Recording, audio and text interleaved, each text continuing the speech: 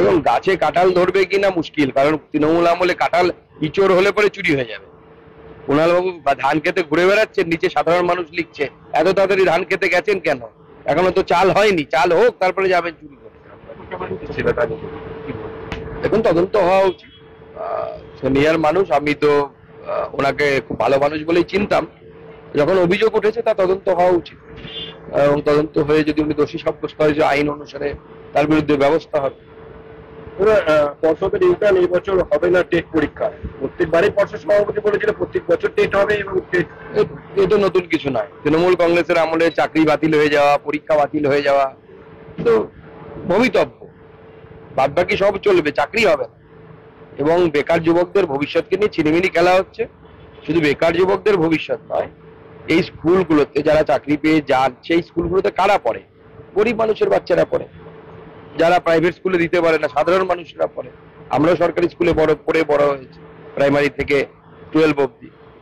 তো তাদের ভবিষ্যৎ অন্ধকার। আগামী দিনে যেন কোনো গরিবের ছেলে বড় জায়গায় পৌঁছতে না পারে, ইঞ্জিনিয়ার, ডাক্তার, অধ্যাপক, শিক্ষক না হয়, তার ব্যবস্থা মমতা বন্দ্যোপাধ্যায় করে ফেলেছে। সবাইকে পাউচ প্যাক খাওয়াবে, সবাই পাউচ প্যাক নিয়ে ব্যস্ত থাকবে। দাদা, এবার দলীয় মঞ্চে বিস্ফোরক মুখ্যমন্ত্রী মামাতো ভাই এবং দলের কর্মীদের মধ্যে পরস্পরের সদ্ভাবের অভাব আছে, এমনটাই মন্তব্য। এখন ওনাদের পারিবারিক দল, পরিবারের কোথায় কে থাকবে কে জানে, এখন কার বিরুদ্ধে কে কার ক্ষোভ কোথায় কে বলছে। তবে আমরা বাংলায় ছোটবেলায় শুনে এসেছি একটা কথা চালু আছে, জম জামাই ভাগনা কেউ নয় আপনা। গতকাল অমিত শাহ আসেন, এখনো আর্যিকর ইস্যু উঠল।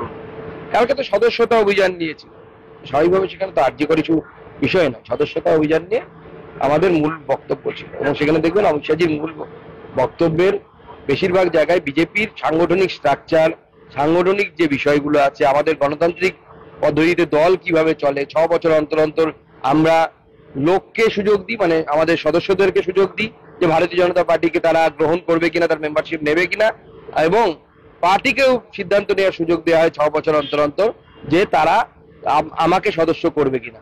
এত গণতান্ত্রিক দল, গণতান্ত্রিক পদ্ধতি কোনো পার্টিতে নেই, কোনো রাজনৈতিক দলে নেই। এবং আমাদের দলে আজীবন সদস্য হয় না। আমি আজীবন সদস্য হতে পারবো না, কারণ আমার যদি 6 বছর পর পার্টি মনে করে যে আমি উপযুক্ত নই, তাহলে পরে আমাকে পার্টি সদস্য পদ দেবে না। এরকম হয়েছিল, ভারতীয় জনতা পার্টি একমাত্র পার্টি যার সর্বভারতীয় সভাপতি বলরাজ মাধবকে পার্টি বহিষ্কার করেছে।